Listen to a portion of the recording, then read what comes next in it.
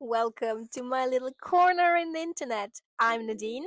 I'm traveling with my dog Marjorie, and I welcome you wholeheartedly to Everyday Alchemy, where I walk the 12-week path of Julia Cameron's The Artist's Way. Journey with me through the mess and magic of life itself. This is week 11, recovering a sense of autonomy.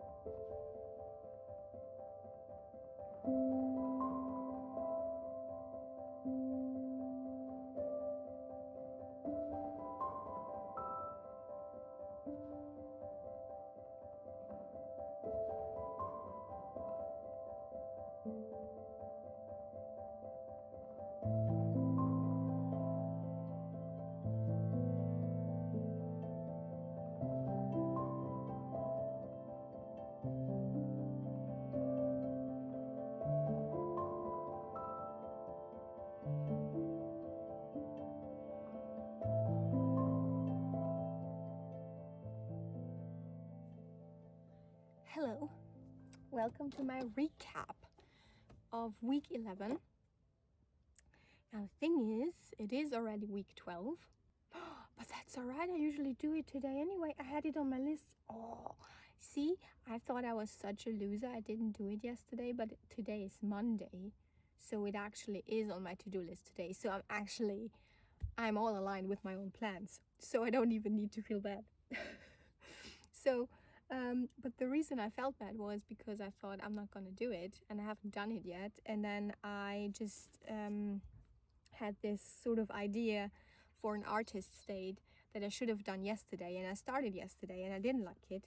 So that was the draft, and then I was like, nah, it's not gonna work. And today I was listening to a podcast, astrology podcast by Molly McCord, which I do frequently. And I thought while I listened to her, I want to paint because the sun came out, it was quite warm.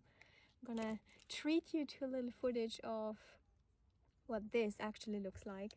We are here by the port, and I think that's like a castle or something in the back.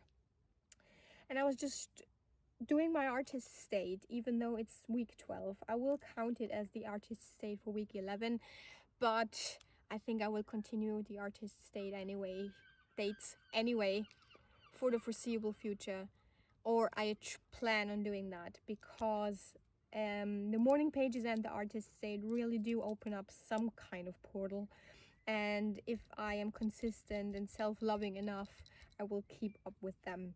But I'm talking, like, what I wanted to show you is I'm actually kind of proud because usually I don't do like delicate things, and I also don't do things that kind of like need to be drawn,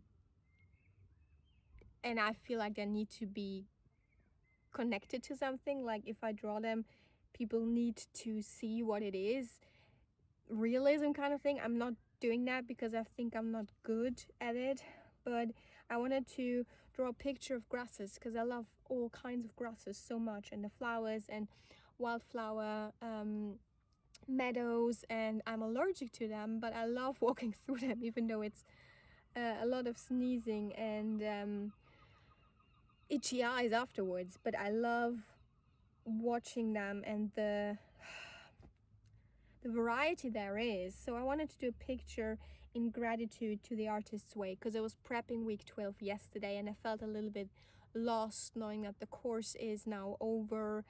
And this is, can you see that? I actually like it. I am like a proud mommy. I kind of like it. I like that it's also like fairy-like, and I like that it has my copper touch because I love doing stuff with copper. And it says, in gratitude to the artist's way, from March to June. So it was like goodbye kind of thing. And I did that, and I loved it, and I enjoyed it so much that I thought, you know what? I feel like doing a recap of week 11, which I wasn't feeling like doing before I did that. Which is where the story started. of me thinking I'm a loser and actually not being a loser. So anyway, week 11 was about the have my notes here because like here a geeky student. Week 11, recovering a sense of autonomy. To be honest, the week kind of flew past, and it was a week where I was less aware of the artist's way. It was more subtle. It was less graspable than the other weeks that I experienced. So what I wanted to share were the sort of 3 bullet points that she pointed out, which is acceptance, success, and zen of sports. Acceptance being that art happens and wants to be created, whether it sells or not. So being okay with not making money off of something if it needs to come out of you, if it needs to be brought into existence, so to speak. There is no way around it, and it's not about the money anyway. So what she said was kind of lovely. She said, I have to free myself from determining my value and the value of my work by my market's value. And as an artist, my self-respect comes from doing the work and not the money that comes out of work. So I love that because I kind of struggle with that, doing things where I don't know if it brings in money. And actually I've been kind of full-time just a part of society for the last, let me see, I think in October was the last official money I made from my business. So that means November, December, January, February, March, April, June. So I'm 7 months in just being a valuable citizen, meaning that I bring my light, my love, my interest in people, my love for people into society, into my friend circle, and I try to be where I'm meant to be and where I am of service to others. And this is paid back in the form of having a roof over my head and sometimes money and more often food. I often love to cook and bake. So it's kind of like a learning by doing experience of what work can look like and how me being who I am is of value no matter the market's value. So this kind of spoke to me a lot. She says creativity is the oxygen for our souls, and the function of the creative artists consists of making laws and not following laws already made. That is a quote by Ferruccio Busoni. So in a sense, that was my main bullet point to this week. She also obviously talks about success, which in my creative circles I haven't had in that sense. Like there was no jealousy, or there was no I should win that prize or get that funding or whatever. So it wasn't kind of like speaking to me as much as the acceptance part. I want to share what I took away from the bullet point of success. The strongest requirement of a sustained creative life is humility, which I translated to beginner's mind. Start again, over and over and over again. Because what I feel like, even in doing my videos and in doing posts on social media and in drawing stuff like that and sharing my journey, it is always pouring out my soul and doing something, and like really like something comes, a picture or something, and then it is birthed through me, and that takes a lot. And I feel like all of my life I was sort of, I don't know, I was having that societal viewpoint of needing to be getting better at something, and I was forgetting the joy about just doing it and sharing it, right? So what she's saying, I feel like what I was taking away from that point made was that as long as you can always come back to beginner's mind, there's really nothing that will take too much energy off of you, because you know you're always a beginner when you set to work, sort of.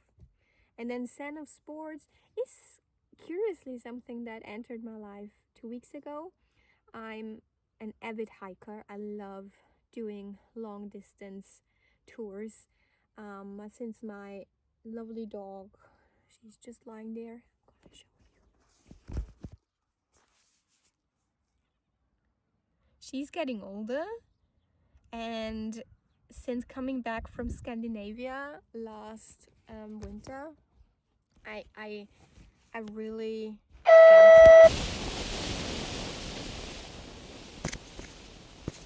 okay, so this is editing me. Hello. We're in a different location. I have a different hair, I have different clothes. And the reason for that is because on the day that I shot that video, I was maybe a little bit off because the day after, me and my dog Marjorie were starting ferried across the ocean into a perfectly new life, and I didn't even realize that the camera died. So, this is editing me from the future looking back on the past, and I do have still my notes because otherwise I wouldn't be able to um, really remember the exercises, because that's what I want to talk about. But first, I'm gonna emphasize what I was trying to say in the video, which is that I actually became very clear on Zen of Sports because due to the fact that my dog's getting older and she doesn't hike as much anymore, I discovered running for myself. And this is a big thing. You don't know that, but I am no runner. I have not run in my life. When the PE teacher said you're gonna go for a run, I would hide in the trees with my friends and we would smoke cigarettes. So I'm not a runner. I hate sweating. I hate having a blotchy red face.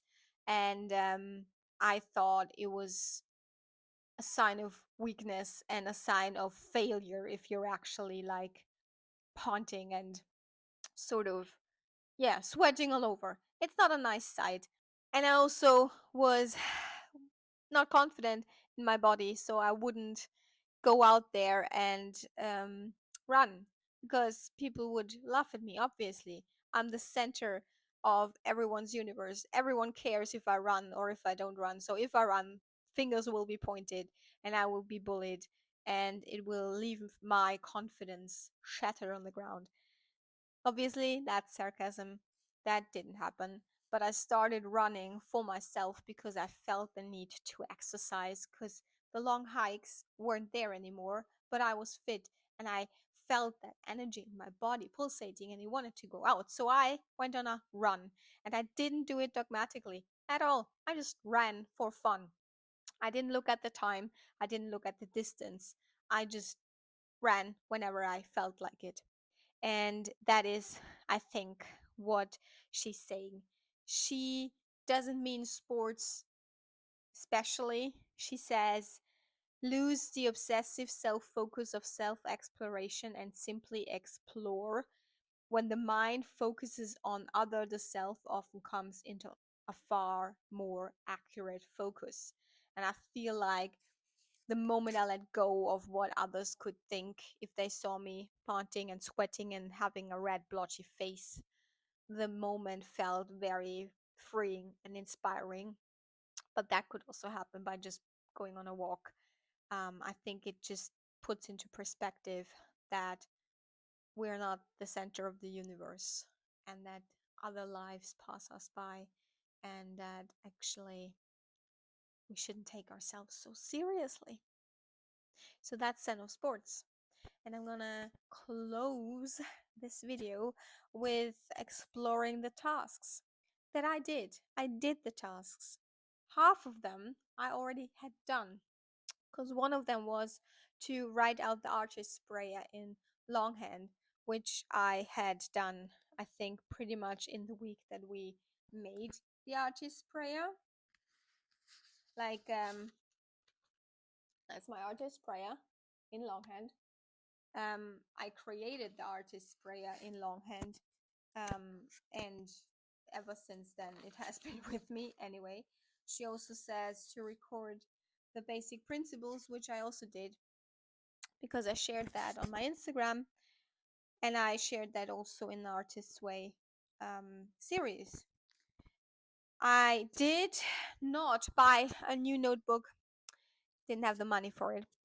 So I just had like a huge page, blank page, and then on that page, I had to write the 7 different categories, and for each category, 10 wishes to accomplish. The categories were health, possessions, leisure, relationships, creativity, career, and spirituality. So I did that. And you also needed to write down 5 ways in which you will nurture yourself in the next 6 months regarding courses, art supplies, artist states, anything you felt called to just do within the next 6 months. So I wrote that on a post-it and put it into my agenda to not forget it and make it happen. Although I have to say, nothing happened yet. and but that's a different story. We're gonna go tell that story in the next week when we close the Artist's Way series. We're advised to plan a Nurture Yourself week, which I also did. So all in all, I feel like recovering a sense of autonomy in this week specifically really, although it was subtle, was the theme of the week. And that said, I want to close this week with something that is more of a recent thing related to recovering a sense of autonomy. Because what I learned in this week, but also learned in general in the last year, is that being autonomous and being responsible for yourself and held accountable doesn't mean that you need to do it alone. I am still trying to see why my friends like me, why my friends offer their generous hearts, their generous souls to me, what they see in me, what value and what worth I have for them to be this wonderful. I have no idea. And in the week of recovering a sense of autonomy, nothing, literally nothing of that week would have happened if it wasn't for my friends supporting me mentally, emotionally, spiritually, and financially.